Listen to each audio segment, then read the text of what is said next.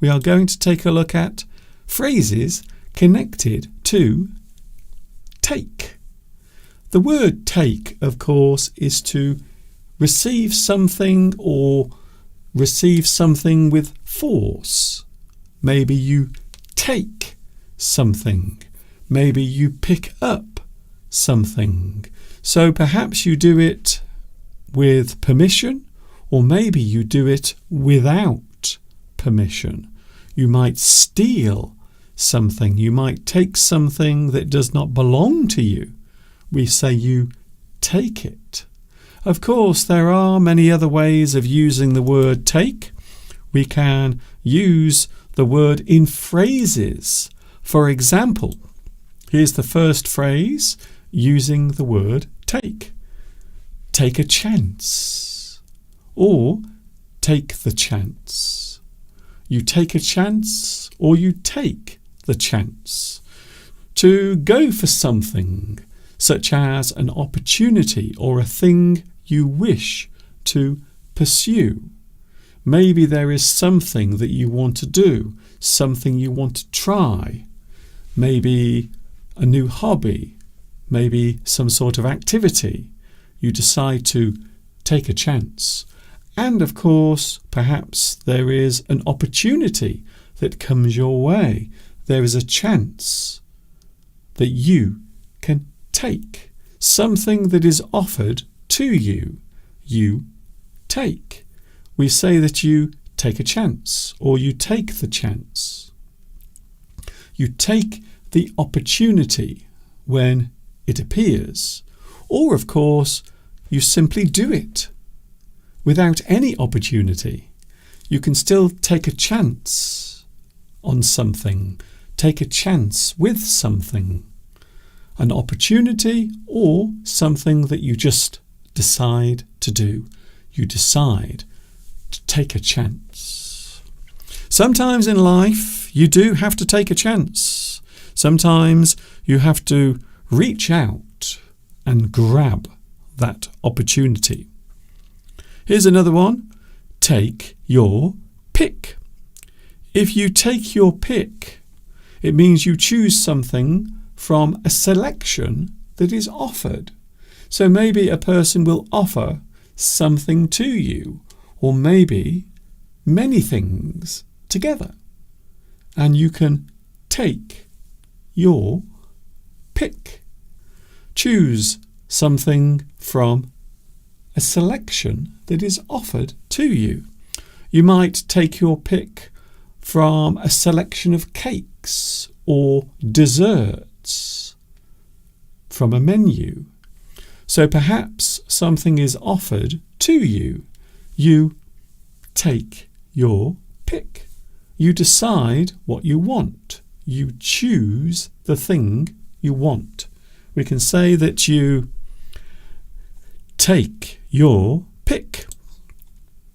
Here's another one. You might decide to take time out. If you take time out, it means you make time to have a rest or pause what you are doing for a while. So for a short time, you will stop doing the thing that you normally do. We say that you take time out. You take some time away from the thing you normally do. And this is a phrase we often do when we feel as if we need a rest. We need a break from the thing we normally do. You will take time out. You will do something as a way of relaxing. Or maybe you do nothing. You just take time out. A person might say something to you that upsets you. They might say something that hurts your feelings, or maybe something that you feel offended by. We can say that you take offence. You take offence. To feel insulted or offended by something said to you. A person might say something to you. Maybe they make a personal comment about your appearance and you take offence. You feel offended or upset. A comment made by someone might cause you to take offence. So the word there is offence. Something done against or something that breaks the rules. Offence. You take offence. You take offence at what they said about you. You feel upset by it. You feel hurt by what they said. This is a phrase that is used quite often, especially in social situations where someone might say the wrong thing at the wrong moment. They might say something to you, and they don't mean to be offensive. They don't want to hurt your feelings, but you take offence. Here's another one. This is a very typical phrase that is used in British English. We might say that something might take the biscuit. That really takes the biscuit. The point where something has gone too far, it has crossed the line of being acceptable. So maybe a person's action, what they've said, what they've done, might cross the line of what you will accept. A person might be rude. They might say something or do something, and you might say, well, that really takes the biscuit. That means you've gone too far. I'm sorry, I can't accept your behaviour. That takes the biscuit. And we have a phrase here being used in a sentence. Your constant lateness for work really does take the biscuit. That means you are always late for work. And now I have to say something about it because it is unacceptable. It really takes the biscuit. The point where something has gone too far. We often use this in British English. The next one, you take the bus. This might seem like a very simple phrase, but we are using the word take in a very interesting way. To take the bus. To use a bus as a means of travelling somewhere. You are going from one place to another. You take the bus. You take that thing. You travel using that form of transport. You take the bus. You might take the train. Maybe if you are travelling a long way, you might have to travel by rail. You will take a train. You might even take a plane. If you are flying overseas, you will take a plane. So in this sentence, to take the bus means you are just simply going somewhere and the bus is what you are travelling on. I will take the bus to work this morning because it is raining. So instead of walking to work, instead I am going to take the bus. You ride on the bus. You take the bus. That is how you will be travelling.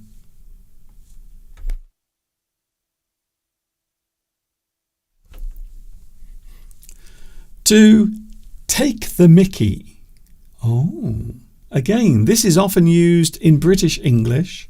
If you take the mickey, it means you are ridiculing someone. To ridicule or make fun of someone so as to make them appear foolish. You are making fun of that person. You take the mickey. My boss is always taking the mickey out of my choice of clothes. So a person might be criticising you, or they might be making fun at your expense. They are saying horrible things to you or about you. They are making fun. They are trying to make you appear foolish. They take the mickey. There is another phrase that we can use, but that one is a little bit rude, and unfortunately I am too nervous to use it. To take up. You take up something. To begin doing something such as a hobby or pastime. When we talk about something you do as a pastime, it means a hobby. Something you do in your spare time. We describe it as a pastime. I have decided to take up astronomy in my spare time. You take up something. You begin doing that particular thing. Quite often as a hobby. Something you are doing as a hobby. Something you are taking up is something you are beginning to do. You might take up learning English. I like that one. You might take up learning a new language. English, French, German, Spanish, Chinese, Korean. The choice is yours. I have decided to take up astronomy in my spare time. I have decided to look into the sky and study the stars and the planets floating above my head. To take one's word. If you take one's word, in this sense we are talking about a person. You take a person's word. You take someone's word. In this phrase, to trust or believe something, to believe what someone said, to regard someone's statement as honest, true, reliable, something you can rely on, something that can be trusted. We can say that you take someone's word. So if you take my word, that means you believe me. Maybe you tell me something and I take your word. It means I believe what you've said. Take my word, this investment will make you rich. Not always. Not always. In fact, very rarely. So you might take someone's word, you believe them, you trust what they say. You might take your time. To take your time means to do something carefully, without rushing. You take your time. You don't have to rush. You don't have to do it too quickly.